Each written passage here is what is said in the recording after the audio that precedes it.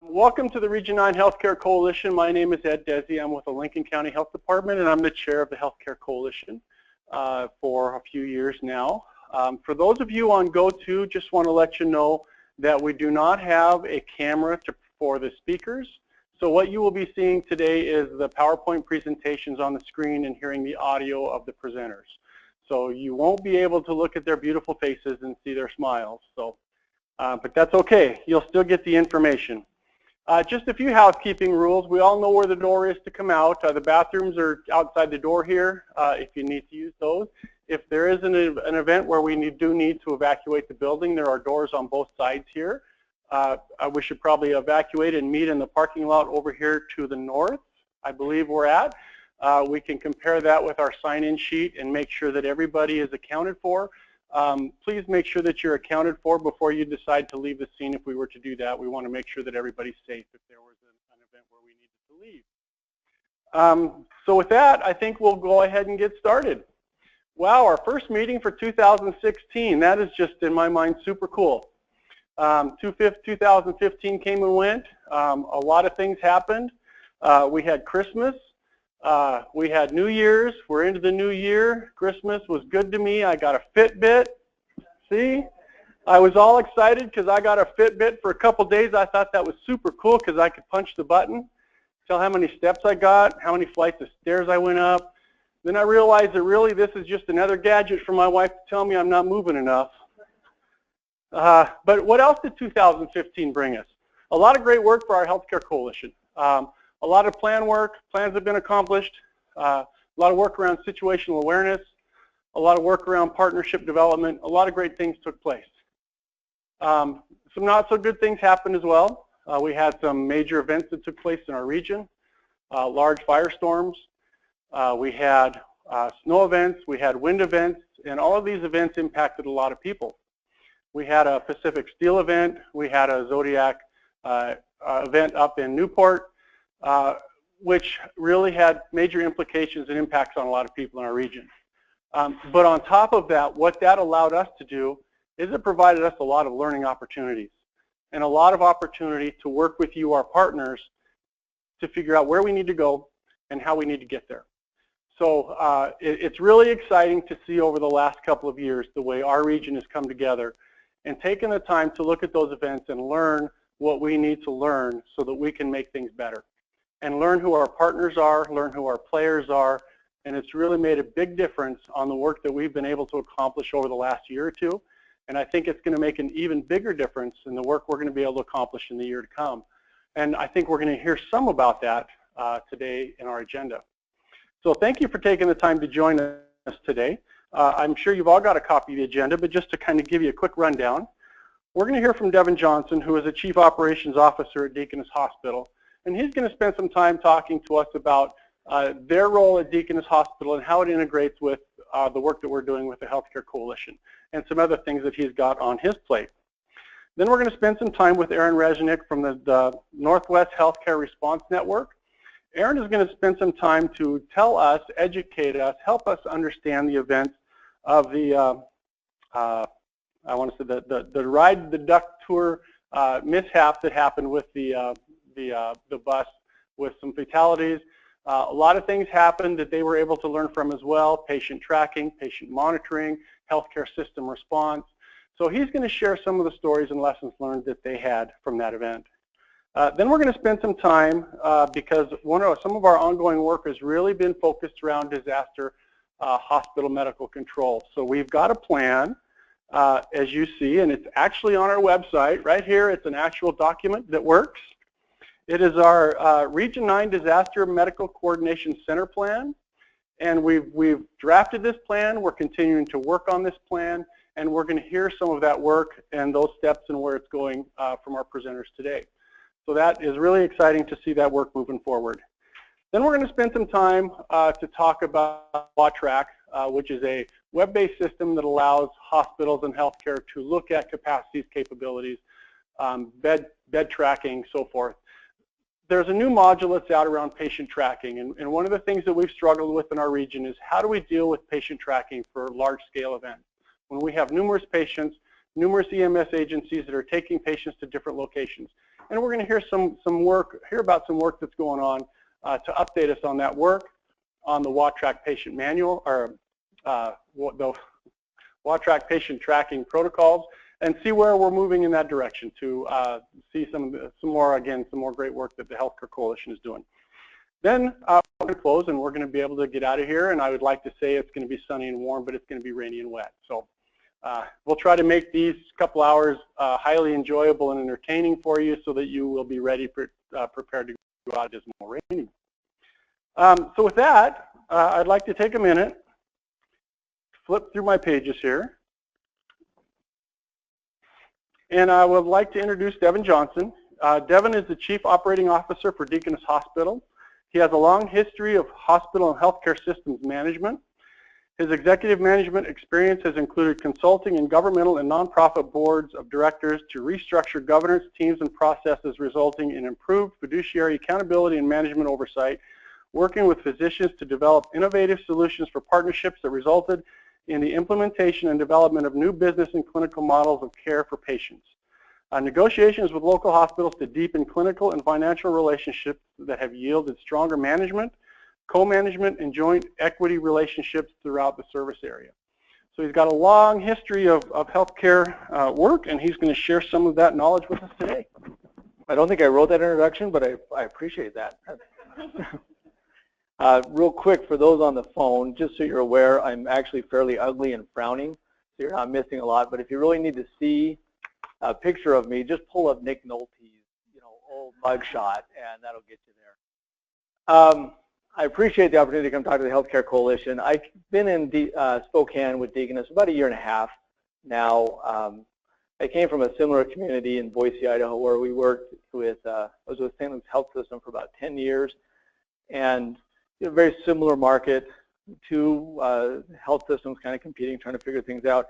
I think one thing I've learned about this community is it's kind of been built on a history of partnership to get things done. And I do think there's some regret, some disappointment in the community that we haven't been able as of late to partner as well as we should around important things like the Healthcare Coalition. At Deaconess, I'd have to hand it, many of you know Adam Richards. He did a nice job trying to sort of keep Deaconess involved with things as they were going through a lot of different leadership changes and some of the different challenges that they were facing. So the question raised was, how does Deaconess work with the different entities going forward? Just a quick backstory here for just 2 seconds, if you indulge me. I was in Virginia where I did my master's in health administration. I was there for 4 years, worked for HCA at the time while I was going through school. And Hurricane Isabel hit. Actually, we had 2 events that were down there. One of them was 9/11 when it hit the Pentagon, and then Hurricane Isabel hit.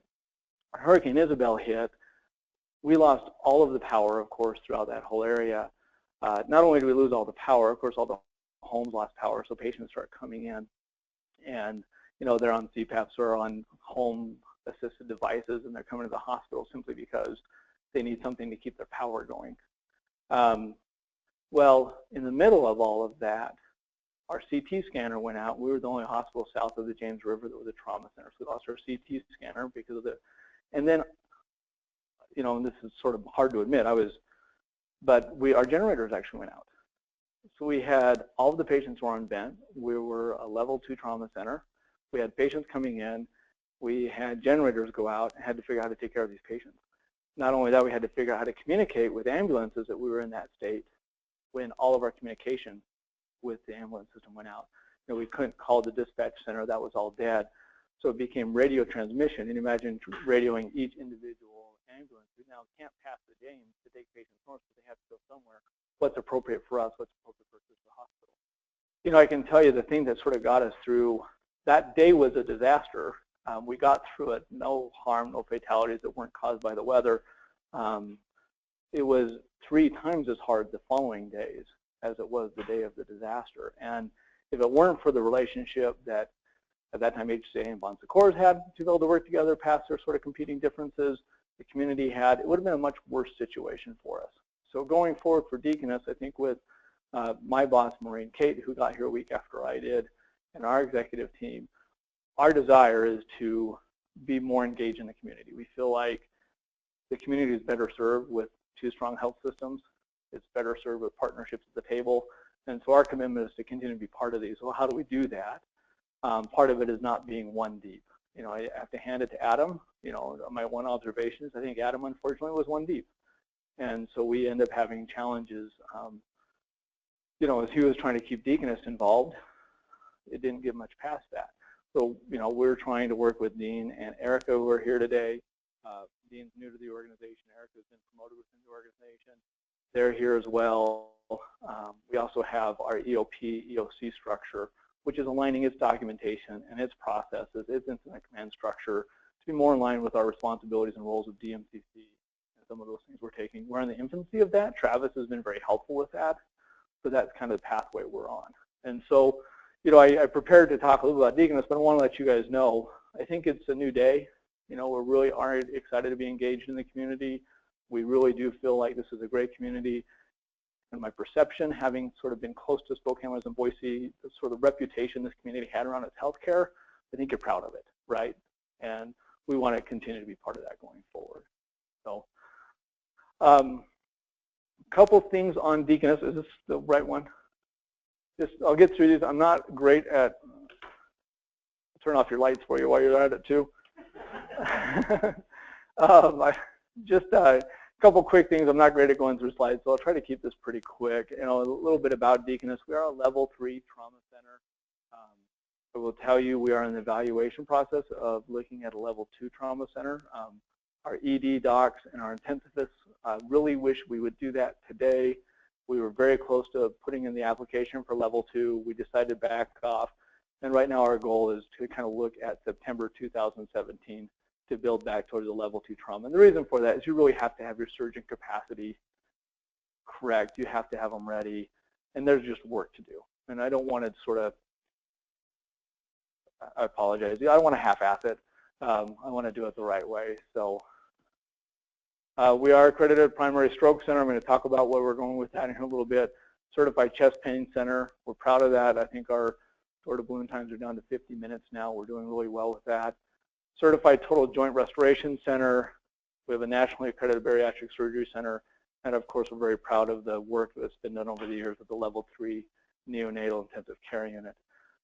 A couple of things this last year that happened, just quick recognitions I want to mention. We were named a 2014 top performer on quality metrics by the Joint Commission. I think that's saying a lot for Deaconess, considering earlier in the past we've made the newspaper for not so good of things. This is recognized of the 3,000 hospitals, 3,300 hospitals that are eligible to receive this award. Only about a third of them get it, and we were the only hospital, along with Valley, that actually received this award. And this is the first time Deaconess has actually received this award. So this is a big step forward. That's for excellence in care in heart attack, heart failure, pneumonia, surgical care, immunization, and perinatal care. There are other categories.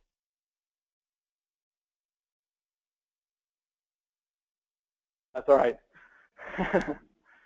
I thought I was boring and somebody muted me, so.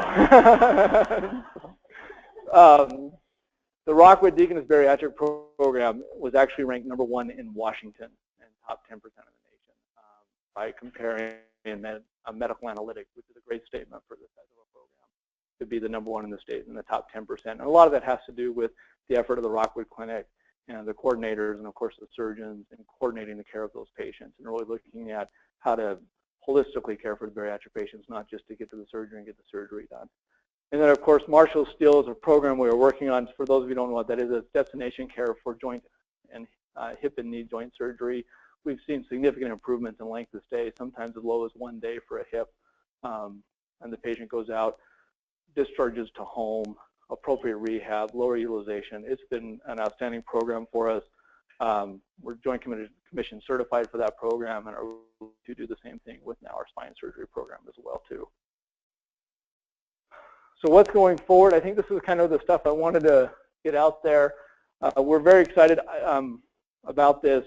I keep saying that, but this community has, in my mind, and you look at the overall utilization, given the fact that it's an expansion state for Medicaid and other sort of economic demographic situation in this community, we are underserved from an emergency services standpoint. Our emergency services volume across the region, not only for us personally, has gone up year over year, month over month. It's seen steady increases, both in people coming in and in ambulance volume. And the amount of time this community spends on divert is not fair to the patients. It's just not.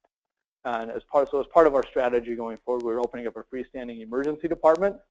This is opening on the north side by the Y. I think hopefully you guys have traveled north and seen the billboard for it. That is open on February 3rd. I will tell you there is an open house on the 2nd. You guys are all invited to. If you want to go, it's between 11 and 1 o'clock. Get a tour of the facility, see what it is. It is a full-service emergency department. We've worked with the EMS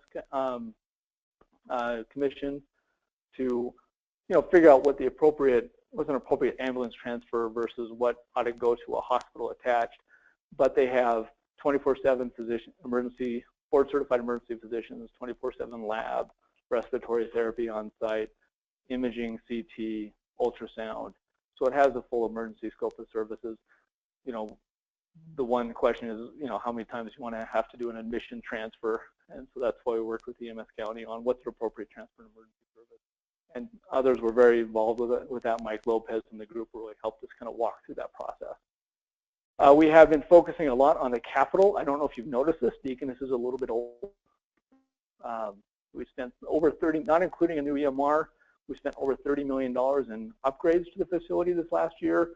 I think CHS, my first time working with CHS, I've been actually very impressed with this company and their commitment to this community, have put in over $170 million in this community since they bought it in terms of investment, which, you think about what that means. That's like building a brand new hospital in this community. That's the level of capital they put in the last 5 or 7 years they've been here. So we start with our ED down in Deaconess main campus, and of course now we're upgrading some of our floors, updating them so they're more appropriate for what the patients expect today, what the providers expect today, and so that's going on right now. I think one thing that we have been really focused on outside of the freestanding emergency department is what's our commitment to access to emergency services in the community. This is just this month, but last year, Deaconess ambulance divert, this isn't taking into account critical care or medical surge, but just telling ambulances do not bring a patient to us. We basically told them that for 159 hours for the first 2 weeks of January last year. This year, we told them that for 42 hours for the same period of time. Last week, we were on ambulance divert for only 7 hours. The week prior week, same week prior year was 48 hours for the single week. So there's been a lot of effort in increasing staff, internal throughput, those types of things to be able to cut down on the burden of divert. It's a community issue, but to be honest, it's our issue, right? I mean, we got to figure this out. The community's got to figure it out, but we got to figure it out as well too. We are starting an interventional stroke program. We have recruited a interventional trained neurologist and a endovascular trained neurosurgeon. The interventional neurologist is here and has started. They're doing the training in the mocks. So we're looking at early spring to actually apply for a comprehensive Washington State comprehensive stroke program. So it would be the second 24/7 interventional program in the community, which we think adds a lot of value to patients not having to be able to worry about if they show up to the right place, can they get the clot removed, can they get the brain coiled, or do they have to be transferred again? We finally have a new EMR, and I know you guys love the Meditech platform. I do not. It has been a big challenge. We will definitely work with our providers who don't, our ambulance and other services will have access, but we're going to Cerner. Cerner is planned for May of this year. So we'll have both Valley and Deaconess on the Cerner platform. And of course, our big commitment to this group is to take our role and our responsibility very seriously with the DMCC and our disaster preparation. And hopefully we've been able to show more commitment, and we will continue to do so going forward. So I think that's the nature of my presentation. Any questions for me on behalf of Deaconess? It's been a great experience. I'm glad to be here, but any thoughts or questions?